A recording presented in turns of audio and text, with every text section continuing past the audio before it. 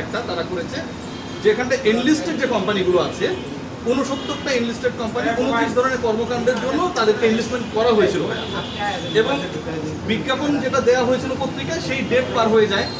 Date পার হয়ে যাওয়ার পর যারা এনলিস্টমেন্টে ঢুকেছে তারাই কাজটা পাওয়ার কথা, কিন্তু নভেম্বর ডিসেম্বরে ব্যাক ডেটে পে অর্ডার করে পরবর্তীতে দেখানো হয় যে তারা ওই এনলিস্টেড কোম্পানির মধ্যে ঢুকে গেছে। আমার কাছে রেকর্ডও আছে।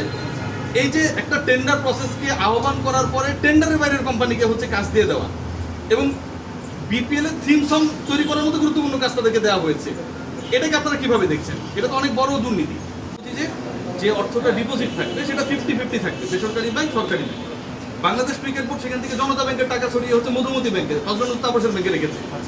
তো সরকারি ব্যাংকে আপনি 50% রাখছেন না, নিরাপদ করার জন্য আপনি হচ্ছে এমন একটা ব্যাংকে রাখছেন যেই ব্যাংকের মালিকরা হচ্ছে ওই সময়টা পালিয়ে গেছে। এই যে প্রসেসটা, এই যে ঘটনাটা ঘটেছে, নিশ্চয়ই আপনারা তদন্ত করে দেখবেন, এটা আমরা তো আশা করতে পারি। না, অবশ্যই আমরা সেটা দেখবো, কেন তারা জনতা ব্যাংক থেকে অন্য ব্যাংকে নিয়ে গেল, যেটাকে আপনার মনে হচ্ছে যে এখানে অনিয়ম হয়েছে, এটা যাচাই তো অবশ্যই। আরেক ব্যাংকগুলো ভাগ করা হলো, ক্যাটাগরাইজ করা হলো, সেখানে তারা যেটাকে মনে করেছে অধিক নিরাপদ সেখানে ট্রান্সফার করেছে। এই বিষয়টা আমাদের কাছে তাদের ব্যাখ্যা ছিল। আমরা এই বিষয়ে রেকর্ডপত্রগুলো আরও সংগ্রহ করেছি এবং আমরা প্রেসিডেন্টের সাথে কথা বলবো। সেই রেকর্ডপত্রগুলো আমরা আরও যাচাই বাছাই করে আমাদের রিপোর্ট দেখাই।